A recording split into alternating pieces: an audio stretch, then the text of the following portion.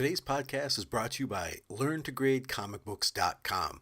Do you want to know what your comics are worth? Have you been at a convention holding your Grail book but are not sure if it was actually in the condition the dealer priced it as? Well, the Learn to Grade Comic Books course will give you the skills you need to buy and sell comics with confidence. Learn to Grade Comic Books takes you step by step through every comic grade, explaining in detail why the book received the grade it did. Video lessons examine 3 different titles at each level to give you a solid baseline for understanding the grading criteria. Lessons are broken down over 30 HD videos with high-resolution images to make sure you can clearly see the details being discussed. That's over 8 hours of course content, plus bonus materials. So if you're interested in enrolling, head over to the website LearnToGradeComicBooks.com to learn more and enroll today. And if you use the coupon code HVS102017, you'll get 10% off the course. That's HVCS102017 to get your 10% off the LearnToGradeComicBooks.com comic book grading course. That's LearnToGradeComicBooks.com. Episode 48, Virgil Hawkins, a.k.a. Static Shock.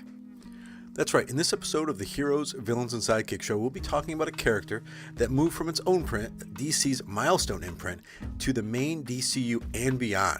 In this episode, like I said, we'll be talking about Virgil Hawkins, aka Static Shock.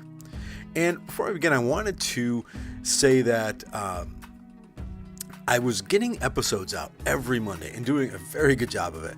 And then summer happened, and I did a lot of traveling, and it really knocked me out. Between that and work, I have not had an episode out in a couple weeks, and I apologize for that. I am now back on track. I have several episodes written, but we'll be doing our weekly episodes now every Monday. And again, if there's somebody you'd like to hear about, some character you'd like to learn about, or just hear an episode on, go ahead over to our Facebook page. Just search for Heroes, Villains, and Sidekicks. Will pop right up.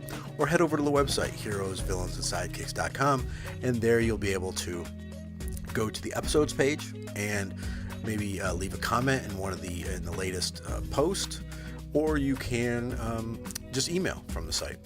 So if you go over to the site, you can also see, again, on the episodes page, there's a post for every show. So I write a loose script that turns into show notes, and then I post that on the heroesvillainsandsidekicks.com page, along with a lot of photographs and pictures that I take off of the web for the different pages. So this way, if I'm talking about a specific page, you can go over to the site and see it.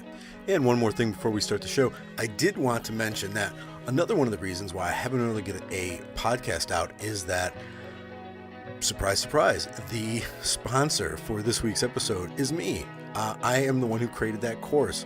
I am a teacher and instructional technologist who develops courses for online instructors, and I wanted to create one of my own, and something that I love to do, which is read comics, of course, and grade comics. So that course is mine. I hope you get, if you're interested, go check it out. It's a really fun course. It's $50, $49. If you use the coupon code, it'll be cheaper.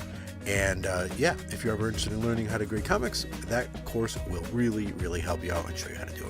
Okay, so let's get into the episode and talk about Static Shock, or just Static. He's referred to as either one. More frequently nowadays when you see him, it's more Static than Static Shock. So before we go ahead and talk about the character, let's talk about the imprint that spawned it, Milestone Comics. Now, Milestone Comics was founded by a group of African-American comic book creators in 1993, and consisted of the late great Dwayne McDuffie. I'm terrible with names. Daines Cohen, Michael Davis, and Derek Dingle, who believed, especially at that time, even now, but then, believed that there was not enough diversity in comics and wanted to create a comic line where African Americans were the stars of their own comics. Not supporting characters, not the best friend, but the stars of the comics. So they created Milestone Media, and that was the imprint that Milestone Comics was under. Now, the late great Dwayne McDuffie stated, and I'm going to be quoting him here, If you do a black character or a female character or an Asian character, then they aren't just characters. They represent that race or that sex. And they can't be interesting because everything they do has to represent an entire block of people. You know, Superman isn't white. Superman isn't all white people, and neither is Lex Luthor.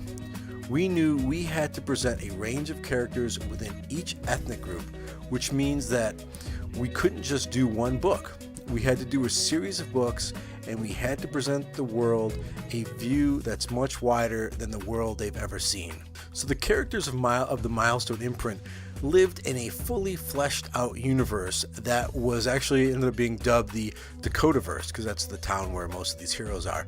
And this is a fictional Midwestern town of Dakota, where, again, most of the people live.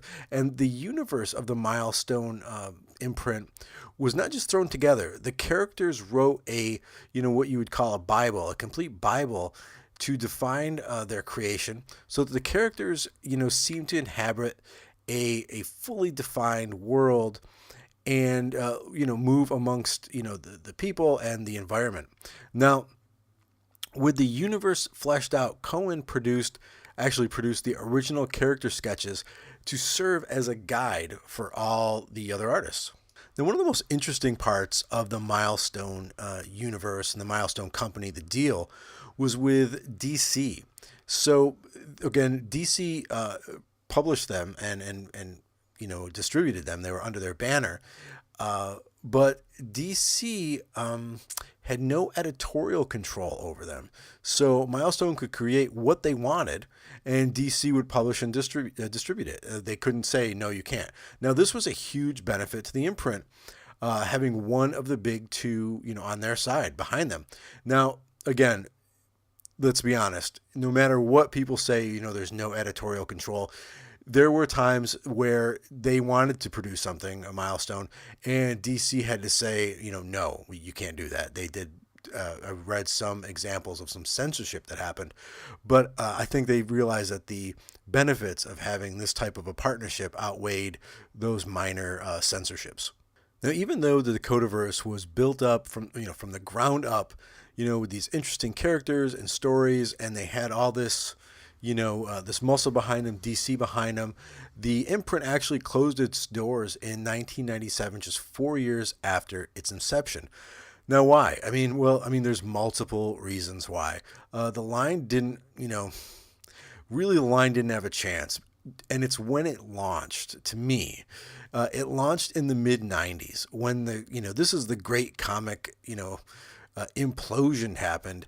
And, there were so many gimmicky covers and stories and, chromium this and that. And, there were so many comics being published, and the market just tanked, where people were canceling, companies were canceling 10, 20 titles at a time. It just didn't have a chance.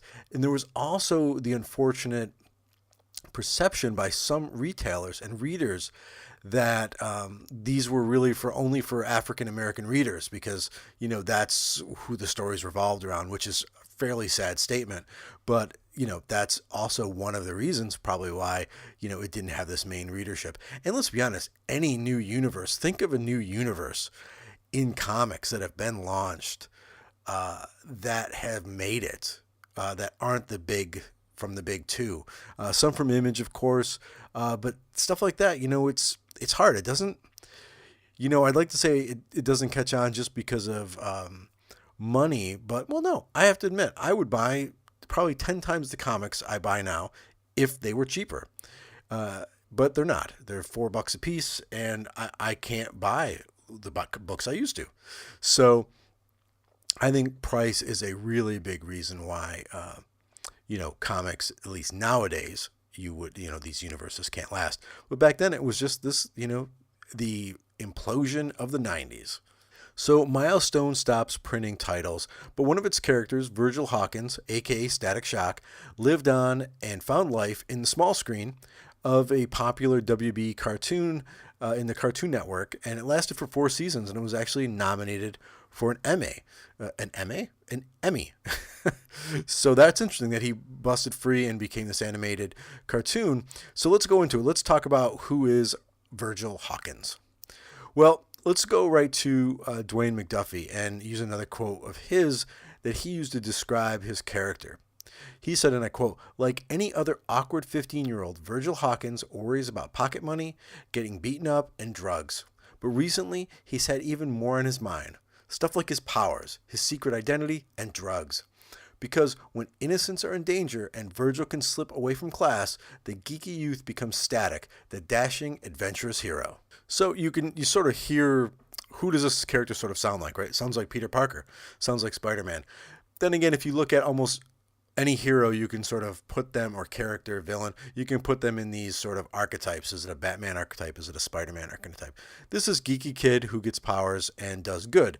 Now, a little different here. This kid isn't from like the best neighborhood in town. He's actually from the worst neighborhood in town. That's why Duffy references drugs often. So let's talk about Virgil himself.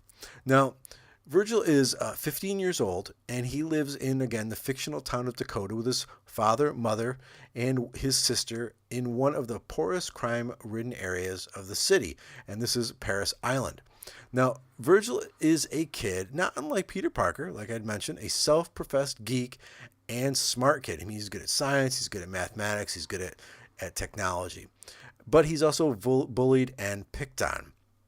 Now, unable to take it, Virgil decides to take matters into his own hand and gets a gun, actually gets a hold of a gun, and he's going to shoot one of his bullies. He's going to take care of this. He can't take it anymore. Now, Virgil learns about this huge gang war that's about to go down in the center of Paris Island, which the talk of the fight, it actually gets dubbed Ground Zero. Now, this is where there was going to be this big gang war, and it was going to be, they used all these things, they called it Ground Zero, and there was going to be this big bang, and the police were Operation Big Bang, and the police knew about it, and the mayor about it, everybody knew about this, that this was going to happen. So the mayor decided that they would, since they'd have all the gang members in one place, they'd take advantage of it and use this experimental gas. And it's always experimental gas, right? I mean, they thought it was going to be harmless to the gang members and just mark them with a radioactive isotope so they can round them up later, find them. It's a good idea. I mean, still highly illegal, irradiating people, but Virgil was there too to take his revenge. And he actually had his pistol out. He had it pointed at his tormentor, but he couldn't pull the trigger. And that's when the police shot the gas canisters into the crowd. Now, Virgil ran, the mayhem, people are getting shot, they're choking on gas, foaming at the mouth. And here's the problem. It turns out that the gas was not as harmless as it was supposed to be. And 90% of the gang members, the people on the scene exposed to the gas, died. Now, those that didn't die were turned into mutated creatures, so there's some creature-looking things, or gained superpowers. So you guessed it, Virgil was not horribly mutated by the gas or killed. He gained superpowers. Now see, the authorities didn't know that the gas was tainted by an experimental mutagen called quantum juice, or Q juice, and that it was being launched to see what would happen to people, how it would affect people. Of course, there was an evil scientist behind all of this to try to see what would happen, and it was an experiment. And it created this new group of metahumans and supervillains that were dubbed Bang Babies, since they gained their powers during the Big Bang gang war. And we actually get all of this rundown from Virgil himself, and he's telling his story to his oldest friend Rita, who he's just saved from another Bang Baby, one who has chosen to use his powers for crime. And his name is Hotstreak, and he has the power to sort of create kinetic energy, generate it, and he can move fast with it. He can throw fireballs. So, the names, they're pretty tack on, right? Hotstreak, Static. But he fights him, and he, of course, gets defeated by Hotstreak in his first battle. And then you learn to use your powers a little bit more, you get some confidence, and he was then able to beat Hotstreak with his electromagnetic powers. And that brings us to Static Shock's powers. Now, what can he do?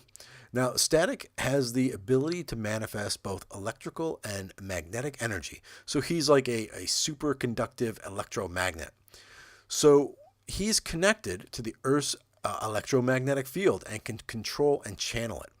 He can also create these energies within himself in his own body and control or store them whenever he needs. Now, Static uses these energies to like magnetize things, so he could like magnetize like a mailbox, and he can throw it at somebody, or he can make two things stick together. He can shoot electric bolts at his makes two things stick together. Now that's a power. How did you stop that guy? I made two things stick together. But these are examples. He can shoot electrical bolts at energies. He can levitate on metallic objects, like a surfboard. I mean, one of the most famous things he uses when he's beginning is a manhole cover, which is pretty cool that he just sort of sails around on a manhole cover. I always dug that. And he can sort of, when he punches, he can channel the electricity through his fists to do like taser punches. He has a huge array. Like, think of Magneto. Like, he has access to the world's magnetic field, and Static has to the electromagnetic field. So he is very, very powerful. Virgil is also able to manipulate power that comes from almost any source. Like, he can drain like power lines to replenish himself, or just drain the battery of a car. He can listen in on radio communication, because that's a form of electromagnetic wavelength. He is extremely crazy powerful. But at the same time, if he overtaxes himself, he gets very run down, like a battery, right? And in the animated cartoon, we actually learn that Virgil's blood, they do like a blood test on him, and we learn that he has very high levels of sodium in his bloodstream. Of course, that's like the big thing with batteries, and it's going even more forward with us thinking of him as a living, walking battery. And now a word from our sponsor, LearnToGradeComicBooks.com. And again, this was my project that I did, and it really stemmed from when, way back before I knew how to grade, I can remember being at a convention and wanting to buy this one book. It was an expensive book, and the dealer was saying it was worth, it was this kind of a grade, like let's say a VG, whatever. And I just didn't know. I didn't know. It was right in the price guide. I looked at the price guide. It said VG $200, but I couldn't tell if it was VG. And that was, again, years and years and years ago. And over the past 20 years, I've worked to learn how to grade comics here and there. And I thought this would be a great thing for other people to know how to do if they're interested in what their own comics might be worth. If maybe they're going to look at a book and send it off to get professionally graded and slabbed, they want to grade it themselves first and then see. Or if they're at a show and they want to make sure it's the right quality that they're looking for. So that's why I did it. That's why I created LearnToGradeComicBooks.com. And if you're interested in enrolling, you can head over to, you might have guessed, LearnToGradeComicBooks.com, and use the coupon code that I mentioned at the beginning of the show, and you can get 10% off of the class. So again, thank you for checking it out, LearnToGradeComicBooks.com. And like I had mentioned, Milestone stopped printing comics, but like what happens very often when one company sort of goes under, or either just stops printing, or is just maybe like an imprint of one of the big two, some of those characters end up being able to be brought over into the main universe. I mean, it happens all the time. For example, when DC stopped doing Vertigo, it brought some of those characters over the mainstream DCU. I mean, I read Hellblazer. It's my favorite book. Now it's not as good as it used to be, let's be honest, but it's still pretty good. But I read Hellblazer from issue 1 before it was even Vertigo, all the way up until issue 300. And if you had told me that at one point he'd be standing next to Batman in a comic, I would have told you were crazy. I mean, but it's happening. It's happening now. I mean, spoiler alert here. A dream from Dreaming of the Endless from the Sandman books was just in a Batman book the other day. and that one really surprised me. So, like I said, this happens all the time. So, after Final Crisis, a few of the Milestone characters and their town Dakota made their way over to the DCU proper. And with all these reboots, it gets very messy. And there were some legal things like who can use this character, when can they use this character. But he ended up in Teen Titans for a while, and he saved the day here and there. And, now he's not being used, but we did hear some news at the San Diego Comic-Con that they are looking to do some type of relaunch to Milestone characters with some really big creators. I'll post a link to that article. I believe it was over on Newsarama or on CBR, but that is really exciting because I didn't pick them up at the time, but I actually lucked out on eBay and picked up the complete series of Static from the 90s and reread those and just read those over the course of a couple weeks. And the art is amazing. And it's Paul Leon, who is an incredible artist. And the stories are great. I really, really enjoyed them. So I'm really curious to see what happens when they bring these guys back. And now, like I mentioned, also Static enjoyed time on the small screen with a very successful cartoon titled Static. I mean, it premiered in September 23rd, 2000 on the WB television network, Kids WB, remember that? Block of programming. And Static Shock ran for 4 seasons. And like I said, it got an Emmy nomination, and it had 52 half-hour episodes in total. And that's a pretty good run. And I have to admit that I've never really watched the cartoon, but I did. I was able to find the first episode, and I was able to watch it. And I have to say, it was really fun. Like those old school WB Cartoon Network shows, I really enjoyed it. And if I can find the rest of them somewhere on Hulu or someplace that's streaming, I'm definitely going to watch them because it was pretty neat. Well, I hope you enjoyed this episode on Static Shock. If you're interested in more episodes on the Milestone characters, just go ahead over to the site heroesvillainsandsidekicks.com and go to the episodes page and find the episode for Static Shock, and in the comments leave a comment who you'd like to hear next. I actually, when I picked up the Static book, I picked up the first issue of Icon and the first issue of a couple of the other books. I don't have them in front of me right now, but I got those. I haven't read them yet, but I'm really looking forward to it. I might just go ahead and pick up the full runs of all these. You can still find them relatively cheap. Static is a little bit pricey if you want to get one of those back issues because he's a more popular character that everyone knows about and is in the mainstream. But if you go over to eBay or maybe your local shop, they might have it. So again, if you're interested in more Milestone characters, just leave a comment over there. And again, next week, I promise, we'll be back with another podcast on the Heroes, Villains, and Sidekicks Show. I'm realizing, too, that I need to do a villain or a sidekick because I have done all heroes for a long time. Although Hairstar was not a hero. So, all right, that got me off. Hairstar was not a hero. But I cannot remember the last time I did a sidekick. So next episode, I'll try to do a sidekick. If not, it's probably going to be a hero. All right. Thanks for listening. If you get a second, head over to iTunes and subscribe and leave a comment. Really love to see some more comments over there. Helps us move up the rankings. More people learn about us, and more people get to hear the show, which is cool. All right, guys. Thank you for listening. I'm Kevin Volo. This is the Heroes, Villains, and Sidekicks Show. We'll be back next week with more.